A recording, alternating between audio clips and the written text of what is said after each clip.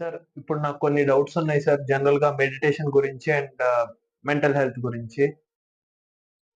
Sir yeah! నా first doubt ఏంటంటే, sir 2018లో మీరు మెడిటేషన్ ఒక ప్రొసీజర్ జెప్పారు. అది ఫాలో అయ్యాను. రిజల్ట్ కనిపించింది. But I still wanted to explore it further. నేను మా ఇంటి దగ్గర రామకృష్ణ మిషన్ వాళ్ళ ఆశ్రమం ఉంది సార్. ఇంకా ఆన్‌లైన్‌లో హార్ట్‌ఫుల్‌నెస్ యాప్ అని ఇలా 2, 3 ఉన్నాయి సార్. నేను అన్నీ ట్రై చేస్తా ఉన్నాను. అందరూ అందరూ ఒక్కొక్కటి జెప్తున్నారు సార్. ఒకళ్ళేమో శ్వాస మీద కాన్సంట్రేట్ ధ్యాస చేయమంటున్నారు. చేయమంటారు. ధ్యాస అవును. చేయమంటున్నారు. ఇంకొకళ్ళు దేవుడి నామస్మరణ చేయమంటున్నారు. అవును. ఇంకొకళ్ళు మన గుండెల్లో దివ్య జ్యోతి ఉందని ఊహించుకొని దాని మీద కాన్సంట్రేట్ యాహ్! చేయమంటున్నారు. హ్మ్. అందరూ ఒక్కొక్కటి చెప్తున్నారు సార్. అన్నిట్లో కల్లా ఏది follow అవ్వమంటారు?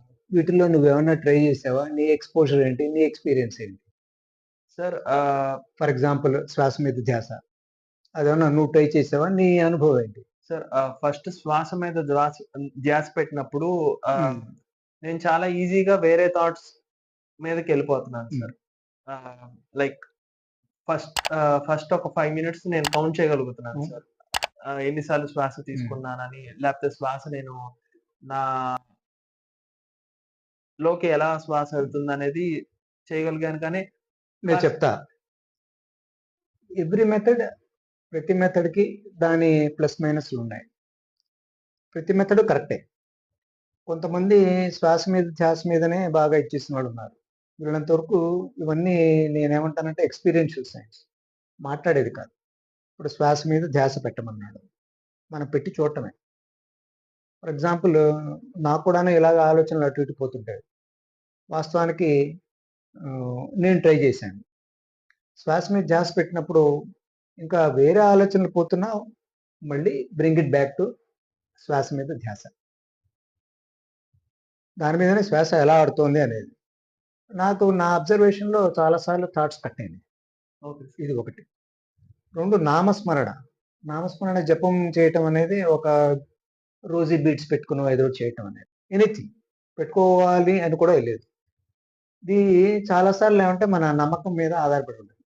Belief makes lot of things lot అని. ఆఫ్ మీ అనుభవం ఏంటి? ఈ నామం దాని మీద ఏమన్నా చేసి చూసావా నువ్వు? How sir, did you feel it? Sir అన్నిటికన్నా నాకు నామం మీద చాలా ఉపయోగపడింది సార్. ఆ! ఆహ్, శ్వాస మీద ధ్యాస కన్నా నామం చేసుకున్నప్పుడు తిరుపతి నేనెక్కువ వెళ్తా ఉంటాను సార్. నేను వెంకటేశ్వర స్వామిని జపం చేసుకుంటా ఉంటాను. ఓం హ్మ్. నమో నారాయణ, ఓం నమో నారాయణ అనుకున్నప్పుడు నేను హ్మ్. చిన్నగా స్వామివారు నా ముందల ప్రత్యక్షం అవుతారు సార్. దర్శనం చేసుకున్నప్పుడు స్వామివారి రూపం నా కళ్ళలో ఉండిపోయి, నేను స్వామివారిని అలా ఓం నమో నారాయణ, ఓం నమో నారాయణ పిలుస్తా ఉన్నప్పుడు స్వామివారు నా ముందలకొచ్చి ఐ మీన్ ఇది I'm able to concentrate on స్వామివారు yeah! And I it's felt it as more effective sir. It's a good experience. ఇది చాలా తక్కువ మందికుంటది. నీ అదృష్టం ఒక రకంగా స్వామి అనుగ్రహం ఉన్నట్టే. దీనికి ఇంకొక చిన్న ఎక్స్‌టెన్షన్ చెప్తాను నేను. Yes sir. ప్రతిదీ ఒక కండిషన్డ్ రిఫ్లెక్స్‌గా చేసుకోమంటారు. లైక్ ఫర్ ఎగ్జాంపుల్ నామజపం చేసేప్పుడు ఎనీ బ్రీత్ రుద్రాక్షమాలనే అక్కల రుద్రాక్షకి కొంచెం స్పెషల్ ఫీచర్స్ ఉంటాయంటారు. వాస్తవానికి అది కూడాను మనం టెస్ట్ చేసి చూడొచ్చు. డెఫినిట్‌గా రుద్రాక్ష ఈస్ ఎ పవర్‌ఫుల్ హ్మ్, టూల్. Yes sir. ఈ రుద్రాక్షని రిపీటెడ్‌గా ఫర్ ఎగ్జాంపుల్ నువ్వు చెప్పినప్పుడు ఓం నమో నారాయణాయ అన్నాను చూసారా? దీన్ని ఎలా వాడుకోవాలి? ఇది రిపీటెడ్‌గా చేసినప్పుడు ఇది ఒక కండిషన్ రిఫ్లెక్స్ అవుతుంది. యెస్ నేను సార్. పట్టాభిరామ గారి దాంట్లో చదివాను. దాన్ని నేను అనుభవించాను. లైక్ ఫర్ ఎగ్జాంపుల్ ఇది చేసినప్పుడు మీరు బాగా టెన్షన్‌గా ఎప్పుడన్నా ఫీల్ అయినప్పుడు పికప్ దిస్ రుద్రాక్షమాల అగైన్. Yes sir. ఇది మీ మెడలో ఉంటేనే సరే, లేదు వేరే చోట ఎక్కడన్నా పెట్టి ఉంటే go to this rudrakshamala. Yes sir. ఇది ఒక కండిషన్ రిఫ్లెక్స్‌గా పనిచేస్తుంది. Once you touch this and start Om నమో నారాయణాయ, your mind is tuned to God. Yes sir. Your mind becomes calm. So, నామజపం మామూలుగా కామ్‌గా ఉన్నప్పుడు చేయటం చేసినప్పుడు, రిపీటెడ్‌గా చేసినప్పుడు, ఒకసారి మనం ఎప్పుడన్నా ప్రాబ్లమ్‌లో ఉన్నప్పుడు, అది ఓం నమో నారాయణాయ అనే అవసరం లేదు. For example somebody from a different cost ఉండొచ్చు. క్రిస్టియన్ ఉండొచ్చు. హెయిల్ జీసస్ అనో, లేపోతే హెయిల్ మేరీ అనో, వాళ్ళ కాస్ట్‌ని బట్టి. లేపోతే అల్లాని తలుచుకునేవాడు అల్లా అని, అలా లేపోతే హరే కృష్ణ వాళ్ళు వాళ్ళది బాగా కామన్. హరే అవును సార్. కృష్ణ అవును మిషన్ సార్. వాళ్ళు they are always seen with this rosary bead. Yes. వాళ్ళు వాడు ప్రాబబ్లీ బాగా ట్రబుల్స్‌లో ఉన్నప్పుడు గూడా ఇది పట్టుకుంటే probably they will they will feel become relieved. దేనికైనా గూడాను ఇప్పుడు చదువుకు కానీ దేనికైనా గూడాను when you are approaching with a calm mind బాగా మనస్సు ప్రశాంతంగా ఉండి నువ్వు చదువుతున్నప్పుడు you are able to perform better. Yes sir. పర్టిక్యులర్‌గా ఇంటర్వ్యూస్. అవును సార్.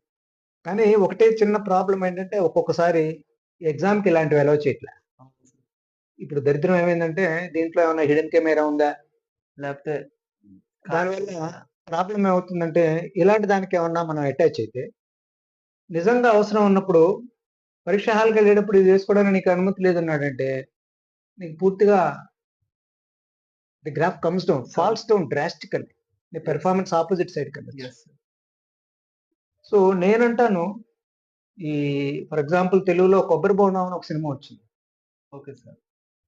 అందులో వాడికి ఒక తలిస్మాన్ ఇస్తారు. అది వేసుకున్నంత సేపు వాడు హి బికమ్స్ ఎ హీరో. ప్రతి వాడిని కొట్టేస్తుంటాడు. ఒరేయ్ బాబు! ఆ పవర్ నీలో ఉందిరా అనేది చివరికి చెప్తాడు. అలాగే 'జాకీ చాన్‌ది' ఒక యానిమేషన్ పిక్చర్ వచ్చింది. అవును సార్. 'Jackie Chan' animation. దాంట్లో కూడాను వానికి ఒక తలిస్మాన్ ఉంటుంది. అది ఉన్నంత సేపు వాడు ఎవరు అడ్డం వచ్చినా కూడాను చెడామడా కొట్టేస్తాడు.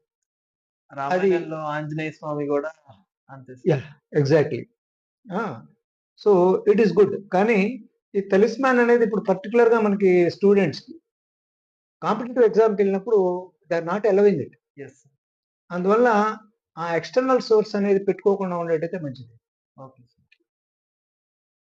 మరి దీనికి ఇంటర్నల్ సోర్స్ ఏముందా? అదే నా డౌట్ సార్. నా మనసులో రన్ అవుతుంది. ఇప్పుడు దీనికి ఇంటర్నల్ సోర్స్ ఏమన్నా ఉందా? మన శరీరంలోనే మనం ఏమన్నా చేయగలుగుతామా? సో మీరు నా వీడియోస్ చూసారో లేదో? దాంట్లో చాలా సార్లు ట్రిగ్గర్ అని వాడుంటాను. అవును సార్. ట్రిగ్గర్ అని అప్పుడు నాతో మెడిటేషన్ చేయించినప్పుడు గూడా you are referring to trigger sir. Yeah! Trigger అంటే ఏంటంటే మన శరీరంలోనే ఒక పార్ట్. Easily accessible. దాన్ని ఒక పర్టిక్యులర్ మేనోవర్ చేస్తే నేను I will be relieved off. I will be relieved off. I will become calm. అనుకునే దానికి 1 or 2 other things for example. బాగా గాలి తీసుకొని వదిలి ఇలా పట్టుకుంటే నేను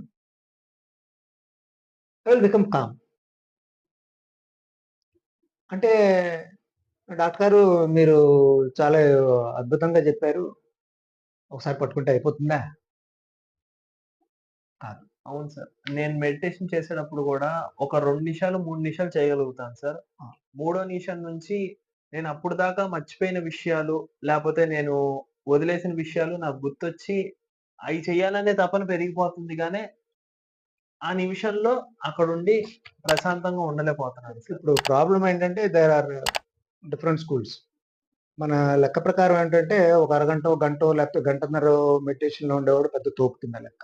అవును సార్. నా అనుభవంలో ఏమంటే మీరన్నది చాలా కరెక్టే. చాలా సార్లు షార్ట్ స్పాన్స్ కానీ మనం ఉండలేం. అవును sir. So repeated short spans also are good. Okay sir. Rather than doing 4 minutes and leaving it away, I need to persevere and do for another 4 minutes. ఇప్పుడు ప్రాబ్లమ్ ఏంటంటే అరగంటలో కూర్చుంటేనే మెడిటేషన్ చేస్తామంటే అది చేయలేకపోతున్నామని అందులో ఆపేయటం జరుగుతుంది. లేదు. నువ్వు 2 నిమిషాలు చేసినా 2 నిమిషాలు చేసిన దాని ఎఫెక్టు అది 10 నిమిషాలు ఉంటుంది. మళ్ళీ రీడూ ఇట్. యెస్.